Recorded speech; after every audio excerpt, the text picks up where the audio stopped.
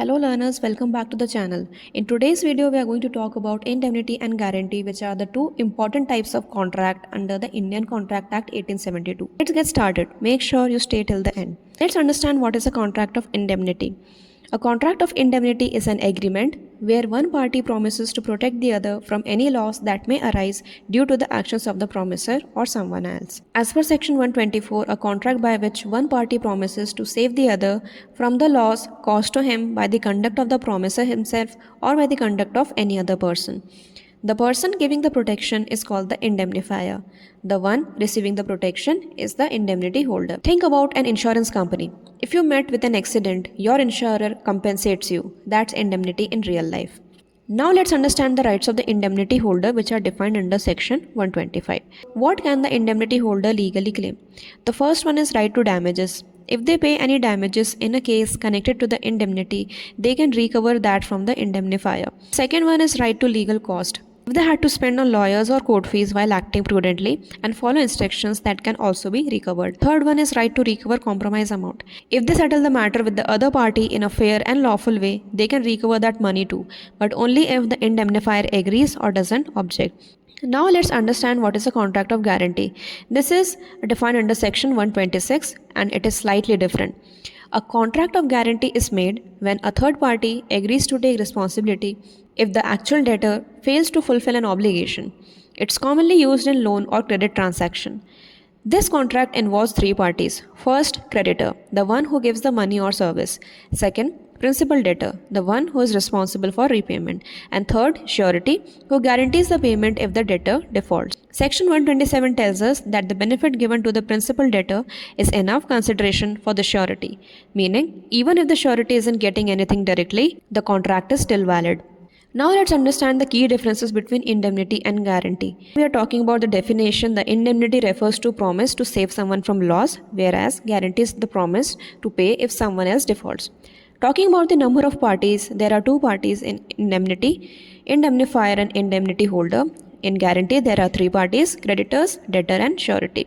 When we are talking about the contracts involved, there is only one contract in indemnity, whereas in guarantee, there are three contracts between each party. When we're talking about the liability, indemnity contracts have the primary liability and arises only on the actual loss, whereas in case of guarantee, it is secondary and arises only on the default. Talking about the right to sue, indemnifier cannot sue the third party in their own name, whereas in case of guarantee, the surety can sue the principal debtor after paying. The purpose of the indemnity contract is to protect from possible loss, whereas the purpose of the guarantee contracts is to assure creditor that the debt will be paid. Common examples of indemnity contract are insurance policies. Common examples of guarantee contracts are bank guarantee for a loan. Now let's understand the extents of surety's liability, which are defined under section 128. As per this particular section, the surety is equally liable as the principal debtor. This means if the debtor defaults, the creditor can directly go to the surety for the full amount. The surety can't refuse just because the creditor didn't sue the debtor first. However, if a contract says otherwise, then the liability may be limited. Now let's understand the types of guarantee which are defined under section 129. There are two major types, specific and continuing. Specific one is for the single transaction or a loan. Once that transaction is done, the guarantee ends. Continuing guarantee covers a series of transactions. Example, a guarantee for monthly credit supply over 6 months. It continues until it is revoked or cancelled. Now let's understand the revocation of a continuing guarantee, which are defined under sections 130 and 131. Can be commonly revoked in two ways, by the notice or by the death. By notice, according to section 130, the surety can send a written notice to the creditor and cancel the guarantee for future transactions. In case of section 131, the guarantee automatically ends for future transaction if the surety dies. However, anything that happened before death is still covered. Rights of a surety. A surety is not left helpless, the law gives them strong rights. So the three main rights are against the principal debtor, against the creditor, and against the co-sureties. Against the principal debtor, there is a right of subrogation, which means after paying the debt, the surety can use the same legal options the creditor had.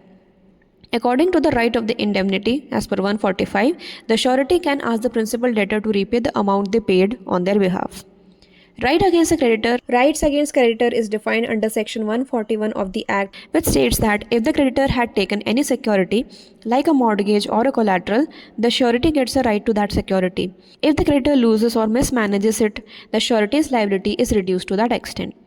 Right against co-sureties, which are defined under sections 146 to 147. If there are multiple sureties, they share the responsibility equally unless otherwise agreed. If one surety pays more than their share, they can recover the extra from others. Now let's understand how the discharge of surety from liability takes place. The surety can be released from liability in the following ways: by revocation mentioned under section 130 to 131, by creditor's conduct mentioned in section 133 to 135, and by invalidation of the contract mentioned under section 142 to 143.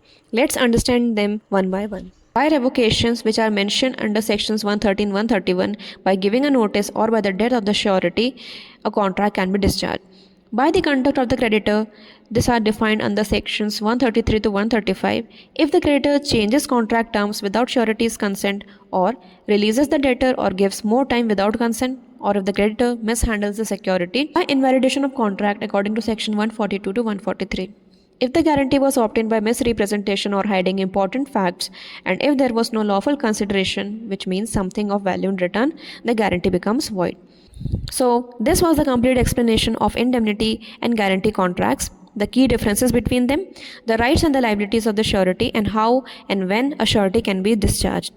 If this video helped you, please like, share, and subscribe to the channel. Also, don't forget to hit the bell icon so that you never miss any updates. Thanks for watching, and I'll see you in the next video.